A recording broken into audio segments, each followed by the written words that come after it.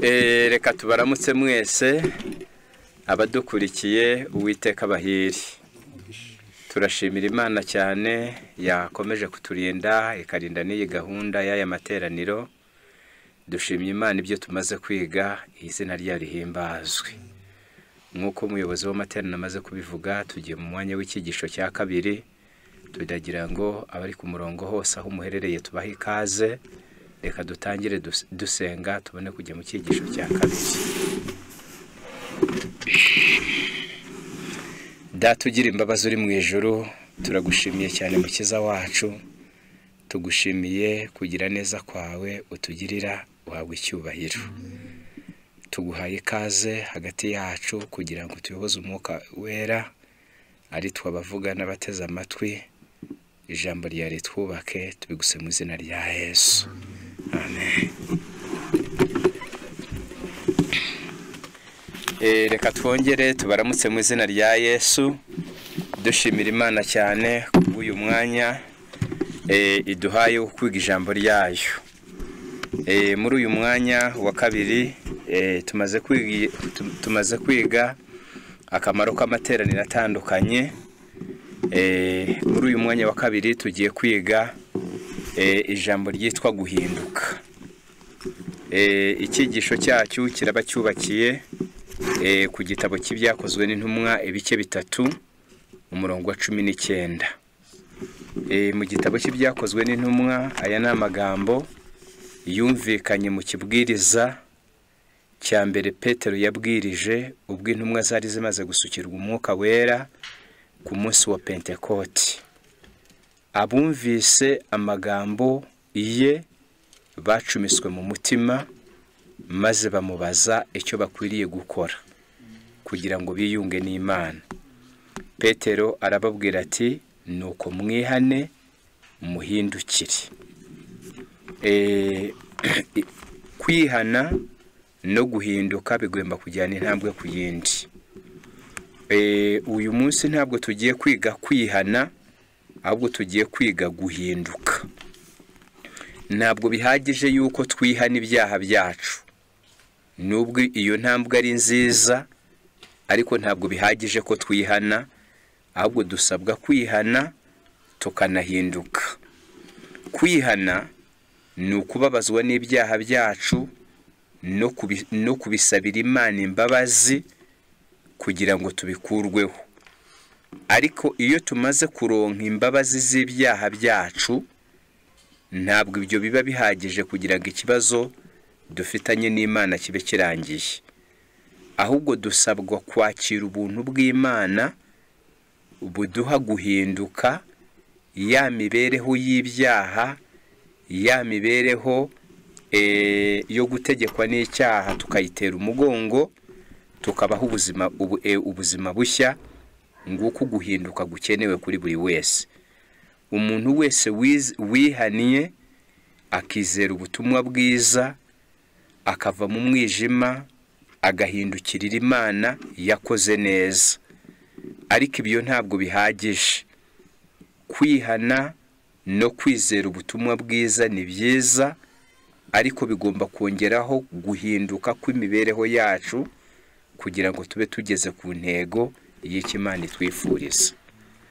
Ntabwo ari Petero gusa wabwirije ibyo guhinduka, ahubwo n'intumwa Pawulo mu butumwa yabwirizaga guhinduka kw'abamaze kwizera bakihana yari imwe mu ngingo yatindagaho, nk'uko tubisoma mu gitabo cy'Abaroma ibice 12 ku murongo wa 2. Muri iki gitabo ho haranditse ngo, Abaroma 12 umurongo wa 2, haranditse ngo, kandi ntimwishushanye n'ab'iki gihe, ahubwo muhinduke rwose mugize imitima mishya, kugira ngo mumenye iby'Imana ishaka nibyo byiza kandi bitunganye rwose.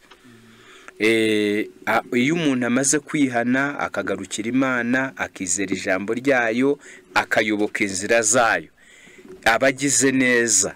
Ariko ntabwo biba bihagije. Ibyo bigomba kongerwaho guhinduka kw'imibereho yacu. Uko guhinduka rero kuza gute nibyo tugiye kurebera hamwe. birumvikana ko guhinduka kw'imibereho yacu ntabwo twabyikaniramo ngo tubyikuremo, ariko nanone Imana yateganije inzira, yateganije uburyo aho umuntu ashobora guhinduka, imibereho y'umuntu igahindurwa n'ubuntu bw'Imana. Ubwo rero imibereho yacu yanze guhinduka, suko Imana iba yaradusabye ibyo tudashoboye.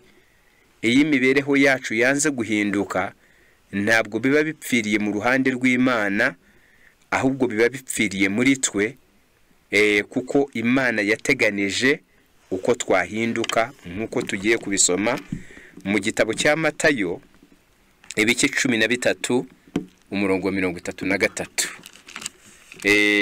Ahangaha niho hari umugani mugufi kurusha indi yose Yesu yaciye. Uyu mugani nubwo ari wo mugufi kuruta indi migani yose Yesu yaciye, ariko ni umugani Yesu yaciriye kwigisha abantu uko bakwiriye guhinduka n'uburyo bwateganije n'Imana bwo guhinduka kw'imibereho y'abantu. Haranditse ngo haranditse hatya hati abacira undi mugani ati, ubwami bwo mu ijuru bugereranywa n'umusemburo umugore yenze akawuhisha mu myariko 3 y'ifu kugeza aho iri busemburirwe yose. Naho umugani urangiriye. Ubwami bwo mu ijuru bugereranywa n'umusemburo umugore yenze awuhisha mu myariko 3 y'ifu kugeza aho iyo myariko 3 y'ifu iri busemburirwe yose. Ibi bishatse kutwigisha iki? Mbere yuko dusoma ubusobanuro bw'aya magambo mu bitabo by'Umwuka w'ubuhanuzi, reka tubanze tuyasobanure. Ubwami bw'Imana buvugwa hano ntabwo ari ingoma y'Imana, ahubwo ni ubuntu bw'Imana bwimika ingoma y'Imana mu mutima w'umuntu.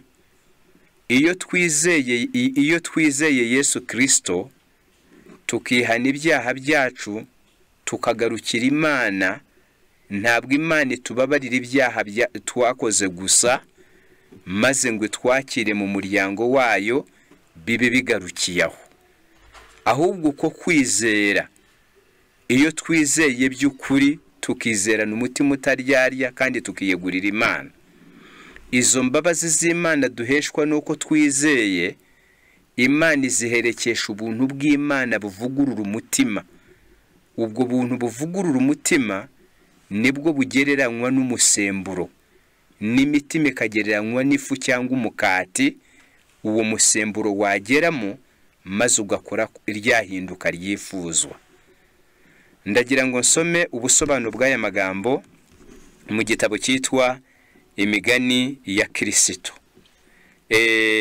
Mu gitabo cyitwa Imigani ya Kristo, ku rupapuro rwacyo icyigisho cya 7, nuko harimo aya magambo agira ati mu mugani w'umukiza wacu, umusemburo cyangwa igitubura gishushanya imbaraga y'ubuntu bw'Imana ihindura umutima w'umunyabyaha. Uhindura umutima w'umunyabyaha. Nta muntu wononekaye ku buryo ubwo buntu butagira icyo bumumarira. Nta wakoze icyaha kugeza aho iyo mbaraga y'ubuntu itabasha kugira icyo mumarira. Abeyegurira Umwuka Wera bose, imbaraga nshya ibakoreramo, maze ishusho y'Imana umuntu yatakaje ikagarurwa mu muntu. Icyo nicyo kivugwa muri uyu mugani.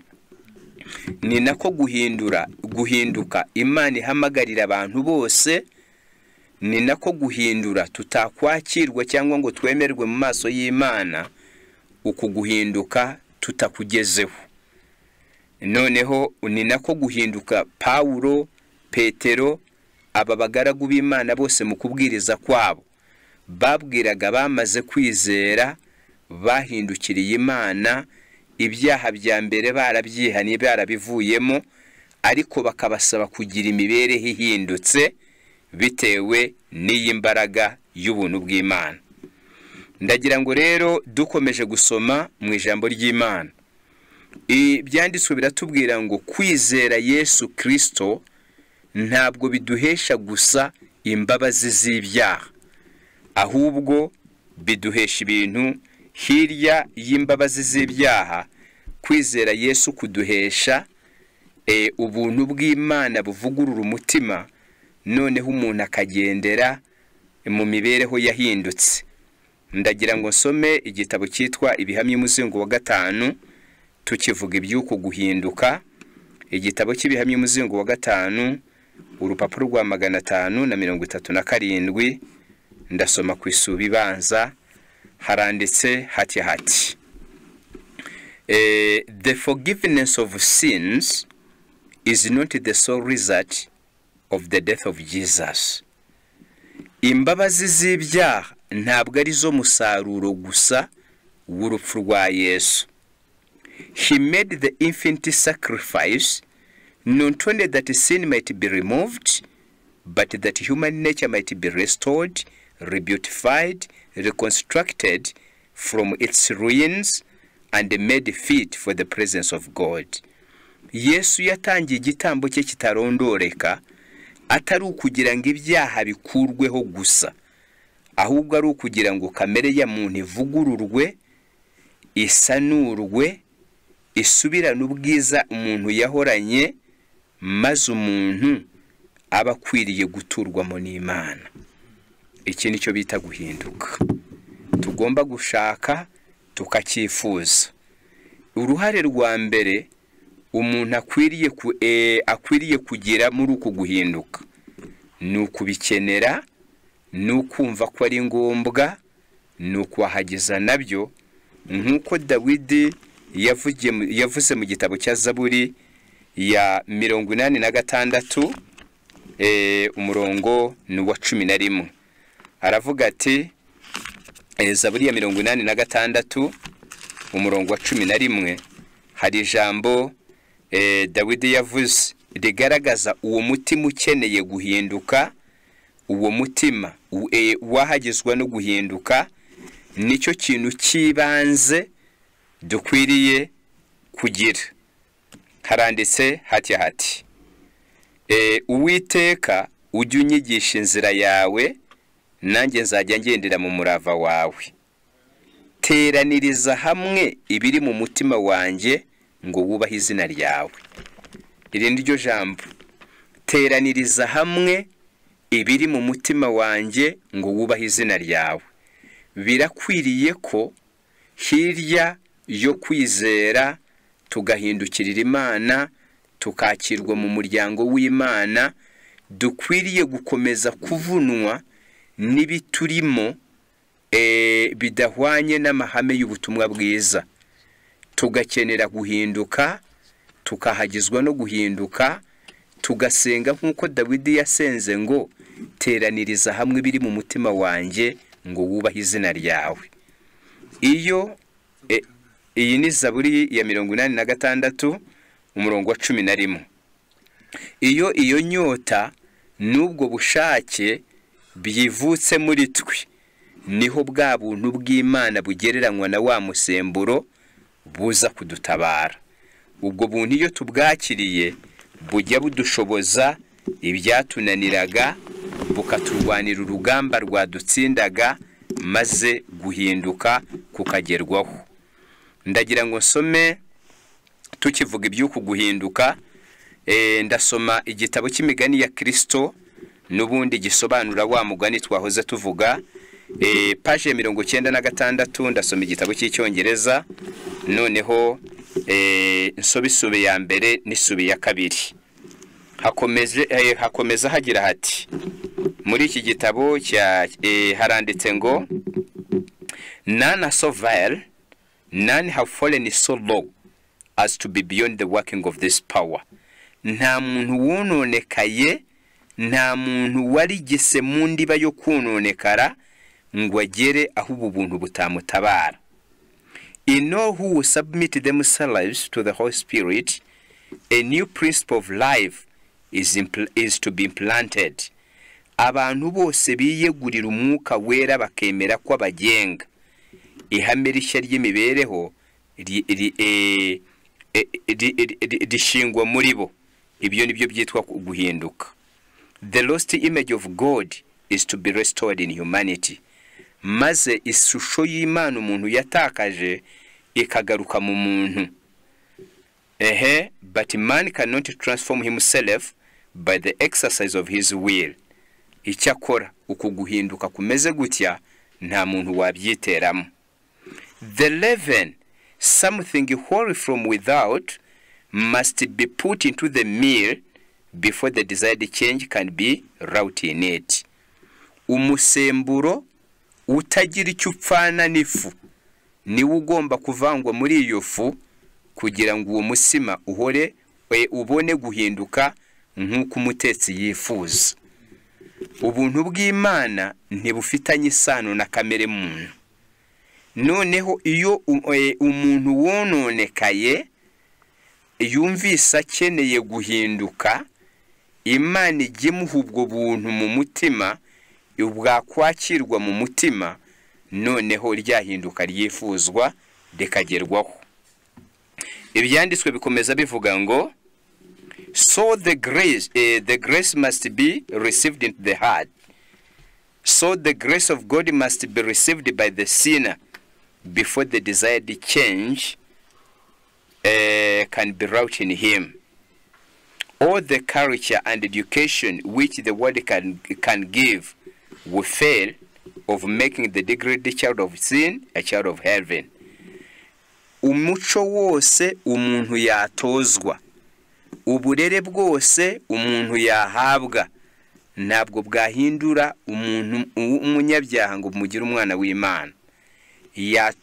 Yakwera inyuma, yatunganya inyuma, ariko aho mu mutima hahindurwa gusa n'ubuntu bw'Imana, aribwo dukwiriye gusaba kugeza tubuhawe.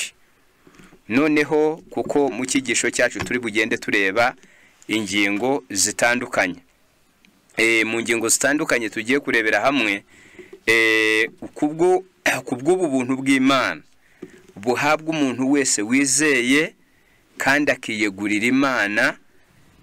Iyo ubwakiriye mu mutima bufite uko bwigaragaza. Tutaragera kuko bwigaragaza, reka dusome impamvu abantu bizera ariko twamara kwizera guhinduka kugatinda kuboneka, ngo tuba twakiriye amagambo y'Imana ariko yambaraga imeze nk'umusemburo tutarayakira. Reka nongere nsome cya gitabo cy'imigani ya Kristo, noneho ndasoma mu Kinyarwanda. Haranditse ngo kuki hari benshi bavuga ko bizera ijambo ry'Imana ariko ingeso zabo ntizihinduke nziza. Yarizeye, yaremeye ukuri, ariko ingeso zikanga zigakomeza kuba mbi. Usanga bagifite inarijye, bakirakazwa n'ubusa, bihutira kuvuga menshi, birata, mbese ugasanga basa n'abatigeze kumenya ukuri. Impamvu iragaragara, nuko batihaniye ngo bahinduke. Ntibigeze bashyira igitubura mu mitima yabo kugira ngo gikore umurimo wacyo. Imibereho yabo yerekana ko batigeze imbaraga ya Kristo ishobora guhindura ingeso nubwo bizeye ukuri. Ndakomeza. Nubwo bizeye ukuri. Kuko iyo ijambo ry'Imana ryakiranywe imbaraga yaryo yeza, kandi iyo ryizwe neza kandi rigakurikizwa, rikorera mu bitekerezo by'umuntu, rikamuvanamo ibishakwe byose byo gukiranirwa. Icyo nicyo bita guhinduka. Rikamuvanamo ibishakwe byose byo gukiranirwa. Umwuka wera mwemeza icyaha cye, maze mu mutima we hagashibuka kwizera gukorera mu rukundo rwa Kristo, kuko ari rwo rutuma dusa nawe. Noneho Imana ikabona kwemera kudukoresha. Iyo mbaraga idukoreramo iyo imaze kuba nyinshi ituma duhaguruka tukamamaza urukundo rw'uwo tukamenyesha abandi ibyo twamenye. Nguko ngiri hinduka ubu buntu nibwo bugereranywa n'uwo musemburo. Buri wese wizeye yasabwa kubwakira, yamara kubwakira bugakorera muri we. Iri hinduka niryo ryifuzwa kugira ngo noneho ijambo tube twarihanye, twarizeye, ariko tukagerekaho guhinduka. Kuko ntibihagije ko twihana tukizera, ahubwo hirya yo kwihana no kwizera hakwiriye kongeraho guhinduka. Nkomeza gusoma muri kino gitabo, tugiye kureba intambwe ya kabiri. Ubu buntu bw'Imana iyo bwakiriwe mu mutima bugakorira ihinduka, bwigaragaza bute iyo bwakiriwe mu mutima? Ndasoma ahangaha. Nkomeza gusoma muri cya gitabo cy'imigani ya Kristo, haranditse ngo iyo Kristo ari mu mutima agaragara mu maso y'abamukunda bakomeza amategeko ye. Ukuri kubagaragaramo nk'inyandiko, maze impumuro nziza yo mu ijuru ikabatamaho. Impumuro nziza yo mu ijuru ikabatamaho. Bahinduka abagwaneza nyabo, bakagira urukundo rurenze urwa kimuntu. Bakagira urukundo rurenze urwa kimuntu. Igitubura cy'ukuri kw'ijambo ry'Imana gitunganya ibikocamye, maze umunyabuguga agahinduka umunyabuntu. Agahinduka umunyabuntu, gihumanura ibihumanye. Uwari ufite kamere ya kimuntu akagira kamere ivuye ku Mana. Kuva ubwo umuntu agatangira kubahira Imana mu ngeso ze. Iyo habayeho guhinduka kumeze gutyo, abamarayika baranezerwa bagatera indirimbo y'ibyishimo, kandi Imana nayo igashimishwa n'imitima ikora ibyo gukiranuka. Uku niko guhinduka Pawulo yavugaga yihanangiriza ahwitura abamaze kwizera. Noneho hepfo ndagira ngo nongere nsome, haranditse ngo muri iki gitabo bakivuga hakivuga iby'uku guhinduka, haranditse ngo igitubura cyiza ntikivamo kwigomeka. Ni ukuvuga ngo iyo ubu buntu bw'Imana bwakiriye mu mutima bumumaramo kwigomeka, kwiyemera no kwishyira imbere. Urukundo rukomoka mu ijuru ntirwikunda kandi ntiruhindagurika, ntirwihimbaza. Ufite ubuntu bw'Imana ntakundira abandi kubera ko bamusingiza, ahubwo abakundira kuko Kristo yabatanzeho byinshi. Nubwo imigambi ye, amagambo ye cyangwa ibikorwa bye byakwakirwa nabi, ariyumanganya agahora, yikisha bugufi, agahora yiringira imbabazi n'urukundo rw'Imana gusa. Imbere mu mutima hateye hatyo imibereho igengwa n'aya mahame, niyo twese dusabwa kwakira tuyikesha ubwo buntu bw'Imana bukora nk'umusemburo. Ubwo tukaba twumviye itegeko rya Petero na Pawulo rivuga ngo nimwihane kandi muhindukire.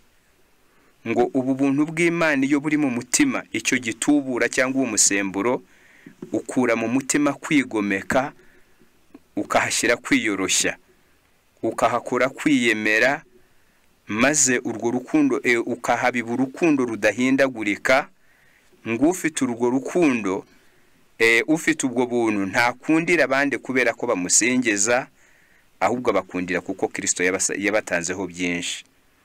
Ngo nubwo imigambi ye n'amagambo ye cyangwa ibikorwa bye byakwakirwa nabi, wari ufite umugambi mwiza, nta mugambi mubi wari ufite, uwusuye agakeka yuko uje kumutata, uwuramukije agatekereza ko urimo kumushinyagurira, uwuhaye agatekereza ko ari ukumusuzugura, mbega imigambi ye, amagambo ye n'ibikorwa bye ngo nubwo byakwakirwa nabi ariyumanganya agahora.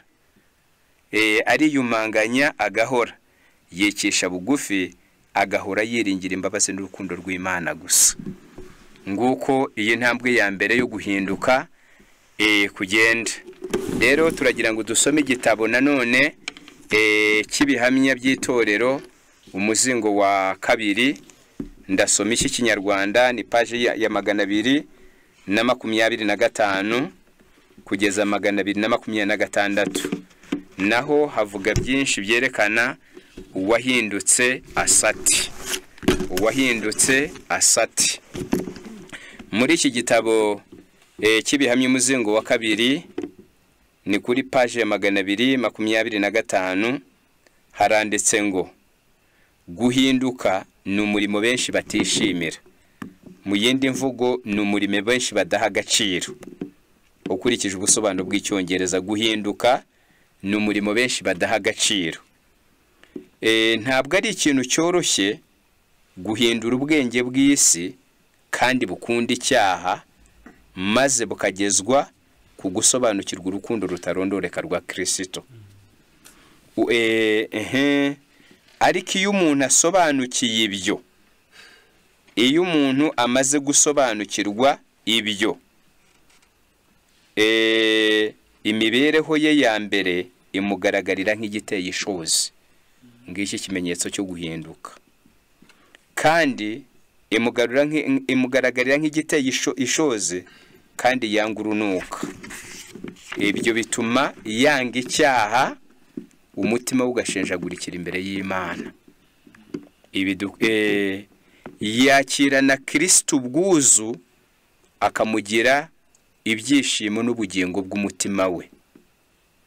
Azinukwa ibyajyaga bimunezeza kera, agira ibitekerezo bishya, urukundo rushya, ibimushimisha bikaba bishya, akagira n'ubushake bushya. Ibyamubabazaga birahinduka, n'ibyifuzo bye bigahinduka, n'ibyo akunda bigahinduka bishya. Niba yababazwaga nuko abandi bamurusha ijambo, agasigara ibyo bitakimubabaza, ahubwo akababazwa nuko adashimira na rito afite. Ubwo ibyimubabazaga bigahinduka bishya. Niba yababazwaga nuko adakize nk'abandi, agasigara ibyo bitakimubabaza, ahubwo ababazwa ko n'ibyo afite ataragira umutima ubishimira Imana. Nguko guhinduka. Ni page 226. Agira ibitekerezo bishya, urukundo rushya, ibimushimisha bikaba bishya, ndetse akagira n'ubushake bushya. Irari ry'umubiri n'irari ry'amaso no kwibona ku by'ubu bugingo, ibyo yari yarakunze akabirutisha Kristo, ubu none habitera umugongo, maze Kristo akaba ari utwara umutima we, akamubera ikamba ry'ibyishimo. Iby'ijuru byamurambiraga, iby'ijuru byamurambiraga, noneho ubu bimutwara ingamira, akarikumbura, akabona ubwiza bwaryo, maze akarifata nk'iwabo ho mu gihe kizaza, aho azabonera uwamucunguje amaraso y'igiciro, akamukunda kandi agahora amuhimbaza. 226. Imirimo yo kwera yajyaga imugaragarira nk'inaniza, ubu bwo niyo yishimira. Ijambo ry'Imana ryari rimeze nk'ubupfu kuri we, noneho araryishimira, akarihitamo, akaba ari ryo yiga, akarigira umujyanama n'ihame rigenga ubuzima bwe. Arifata nk'urwandiko yandikiwe n'Imana, urwandiko ruriho ikimenyetso cy'Uhoraho. Ngibi bimenyetso byo guhinduka dusabwa gusaba ngo umwuka wera abisohoreze mu mibereho yacu. Nuko hepfo haranditse ngo ibitekerezo bye n'amagambo ye, ibikorwa bye byose bisigara bigengwa n'iryo jambo. Ahindishwa umushitsi n'amategeko y'Imana ndetse n'amateka akubiye muri iryo jambo.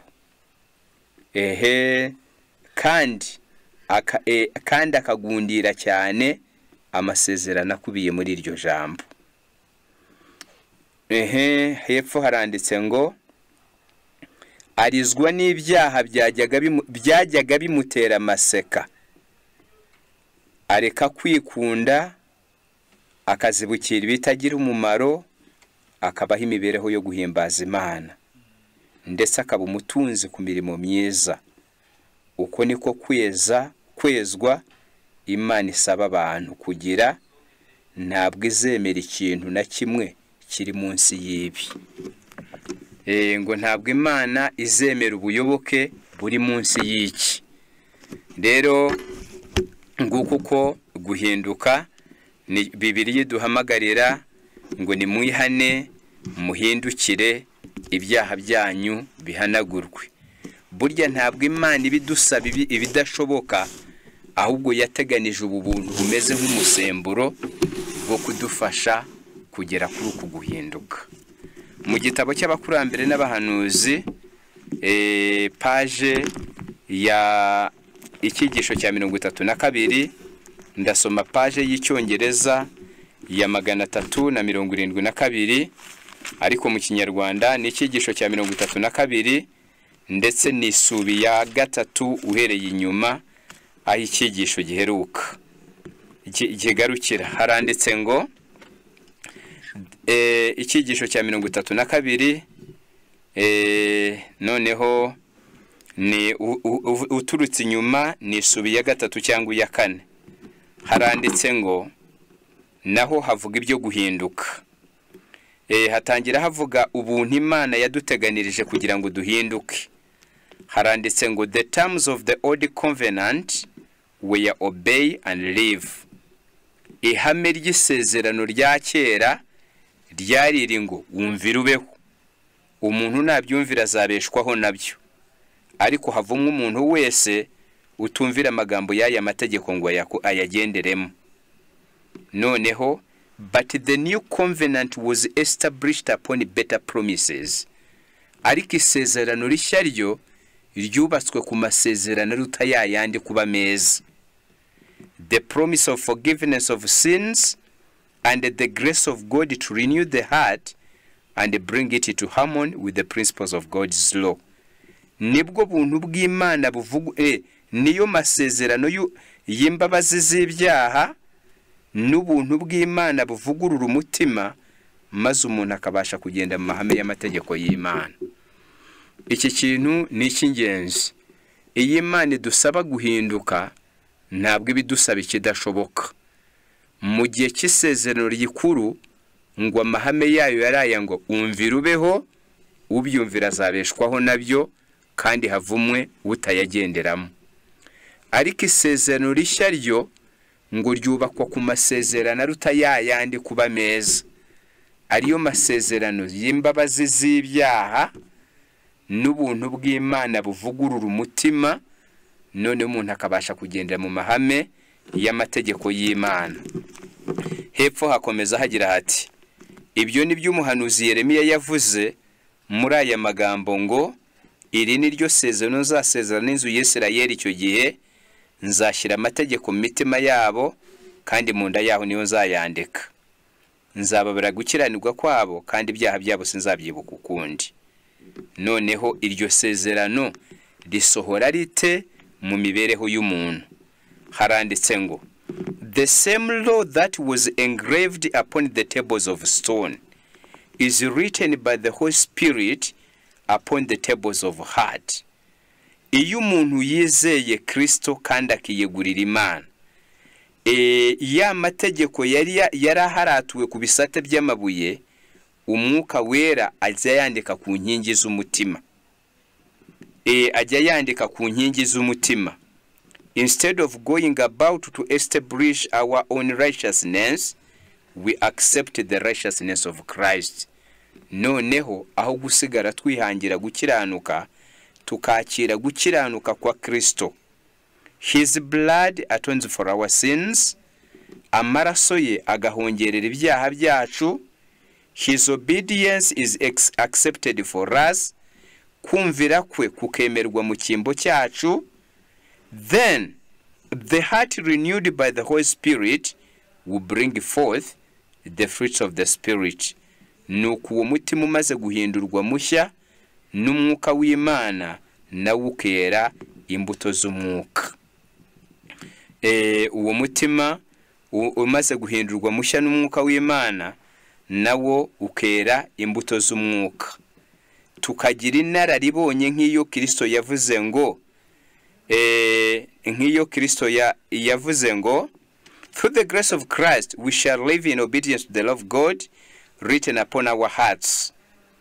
Binyuze mu buntu bw'Imana uwizera wese ahabwa, tuzabasha kumvira amategeko y'Imana yanditswe mu mitima yacu. Having the spirit of Christ, we shall walk even as he walked. Nitugira umwuka wa Kristo tuzagenda nk'uko nawe yagendaga. Through the prophet he declared of himself, maze tugire ya nararibonye nk'iyo yivuzeho ngo nishimira gukora ibyo Mana yanjye, nishimira gukora ibyo ukunda, ni koko amategeko yawe yanditswe mu mutima wanjye.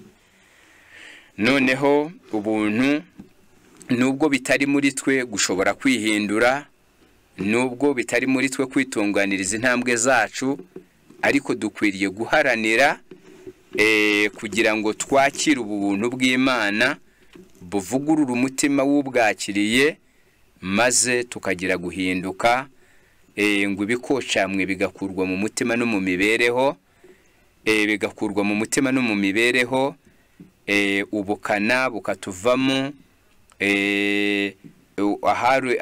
ahari ubukana hakaba ubugwaneza, nk'uko binanditswe mu gitabo cy'uwifuzwe byose nifuza gusoma mu gihe turimo gutera intambwe yegereza umusozo. Ariko reka dusomaya maze tuze kugana ku yandi ari buze kuba ashyira umusozo.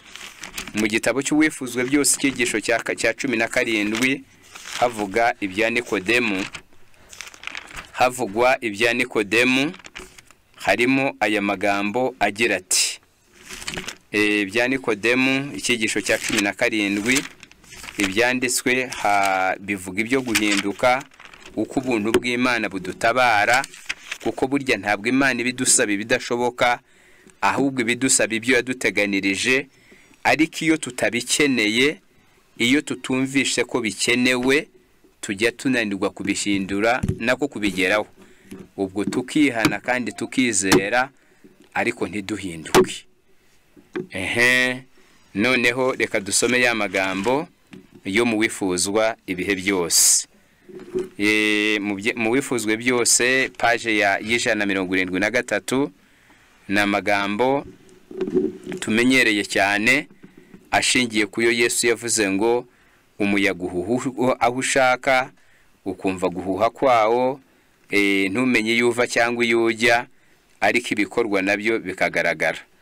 Haranditse ngo nubwo umuyaga ubwawo utagaragara, ariko ujya ukora ibikorwa bigaragara kandi bifatika.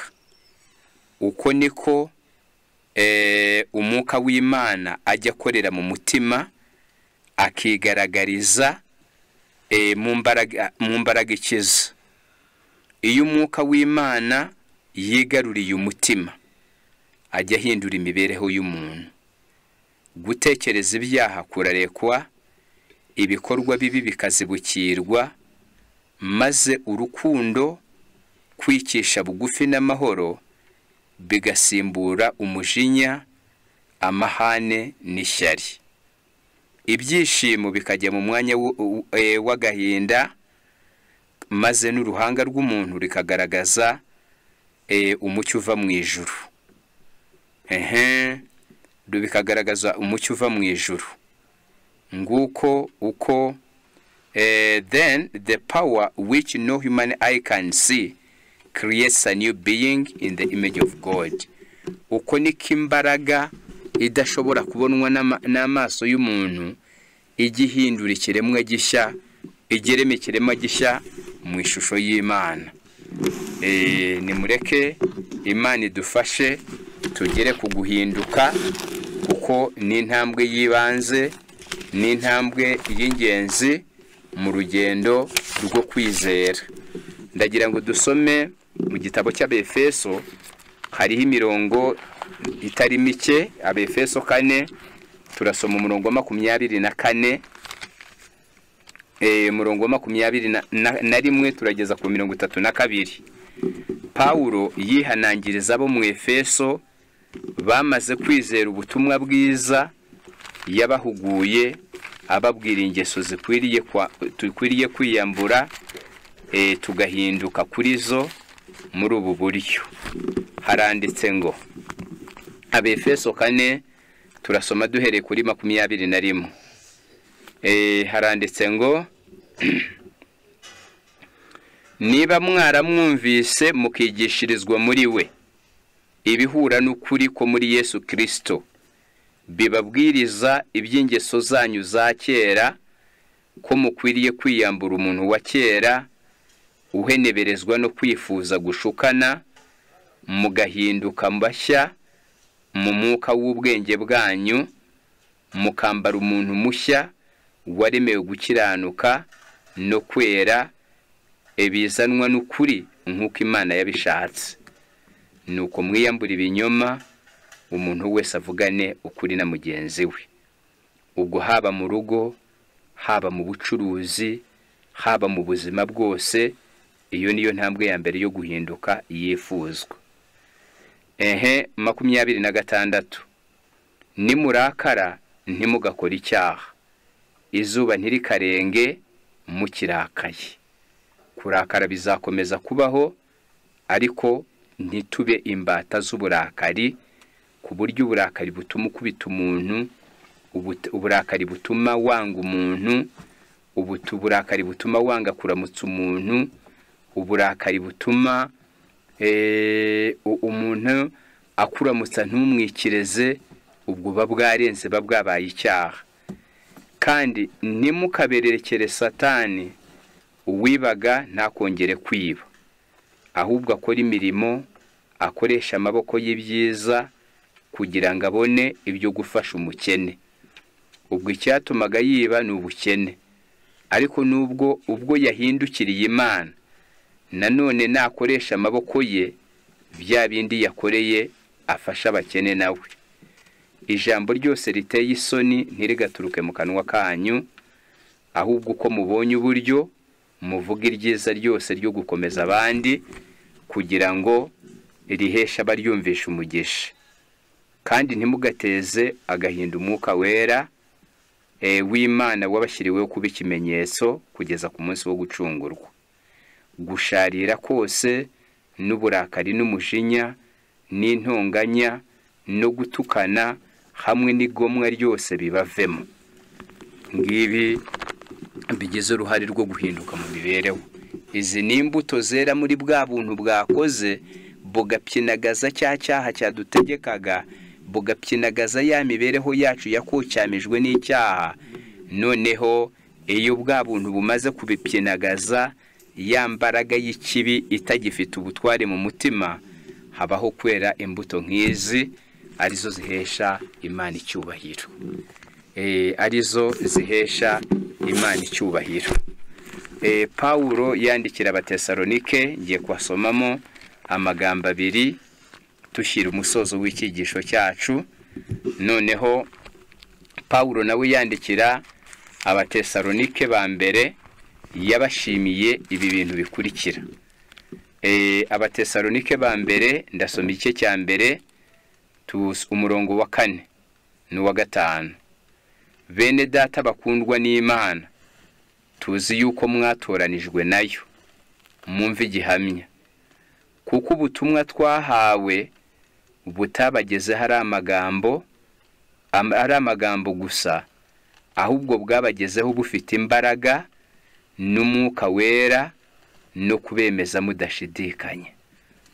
aba bantu b'Itesalonike bakiriye ubutumwa, barihana, bahindurwa n'imbaraga yayo, bakira amagambo y'ubutumwa, bakira n'imbaraga y'ubutumwa. Igice cya 12 nako igice cya 2 umurongo wa 13 muri urwo rwa mbere rw'Abatesalonike n'ubundi hakomeza havuga ngo icyo dushimira Imana ubudasiba. Icyo dushimira Imana ubudasiba nuko ubwo twabahaga ijambo ry'ubutumwa bwiza ari ryo jambo ry'Imana, mutaryemeye nk'aho ari ijambo ry'abantu, ahubwo mwaryemeye nk'ijambo ry'Imana nk'uko riri koko kandi rigakorera muri mwe abizeye. Ibi nibyo Pawulo yafataga nk'igihamya cy'uko aba bantu batoranijwe koko. Nguko guhinduka ijambo ry'Imana ryifuza kuri buri wese wemeye ubutumwa bwiza, umuto n'umukuru, umugabo n'umugore. Ijambo ry'Imana ridusaba guhinduka kurangwa n'ibi bintu. Reka nubwo twari tuvuze ko dusoreza kuri iryo somo, reka dusome iki gihamya giheruka mu gitabo cy'ibihamya umuzingo wa 2. Ibihamya umuzingo wa 2 ni ku rupapuro rwa 262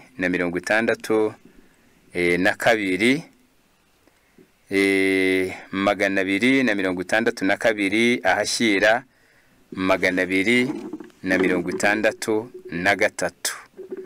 Aya magambo ntabwo biri butwihutire kuyasoma, ntabwo biri butwihutire kuyabona mu Kinyarwanda. Reka tuyasome mu Cyongereza. Cyo kora ari mu cyigisho cya 38 cyitwa urwandiko rw'isabukuru y'amavuko. Urwandiko rw'isabukuru y'amavuko nimo cyitwa. Reka mwene data yaturebeye mu Kinyarwanda twayasoma mu Kinyarwanda, ariko mu gihe atarayabona reka tube tuyasoma mu Cyongereza. Haranditse ngo ni buryo ki twamenya ko turi mu ruhande rw'Imana. Hari ibibazo bigera muri 5 banditse umuntu wese akwiriye kubanza kwibaza. Haranditse ngo many profess to be on the Lord's side but they are not. Abantu benshi bajya batura bagahamya ko bari mu ruhande rw'Imana ariko atari ko bimeze. The weight of all their actions was on Satan's side. Kuko ibikorwa byabo biba bibogamiye mu ruhande rwa Satani. By what means then shall we determine on whose side we are? Noneho twabwirwa n'iki uruhande turimo? Ibisubizo ngibi ni 5. Icya mbere, ujye wibaza ngo who has the heart? Umutima wanjye ufitwe nande? Icya kabiri, with whom are our thoughts? Uwo dutekerezaho kurusha ndi ninde? Icya gatatu, upon whom do we love to converse? Ninde dukunda kuganiraho? Icya kane, who has our warmest affections and our best energies? Ni ibyande bivugwa tugafashwa, mbega ubwuzu bw'imitima yacu buherereye kuri indi? If we are on the Lord's side, our thoughts are with him and our sweetest thoughts are of him. Niba koko turi ku ruhande rw'Uwiteka, intekerezo zacu zizamubogamiraho, kandi ibitekerezo binezeza kurusha ibindi, bya bindi wumva ntusinzire, bya bindi wumva wari ufite ibitotsi bikagenda, bizabi bimwerekeyeho.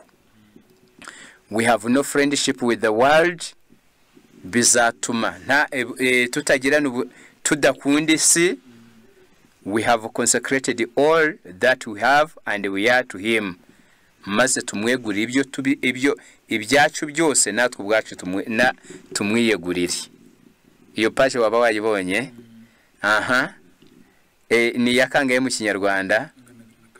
Mu Kinyarwanda ni 202 abandika bandike. We long to bear his image, breathe his spirit, do his will, and please him in all things. Mu mutima tuzifuza kugira ishusho ye, guhumeka umwuka we, gukora ibyo ashaka no kumunezeza muri byose. Iyo iba ari byo biri mu mutima, umwuka wera iri wa musemburo cya gitubura kiba cyakoze akazi kacyo neza mu mutima. Imana ibisohoreze muri twe kuko tutabyisoboreza mu izina rya Yesu.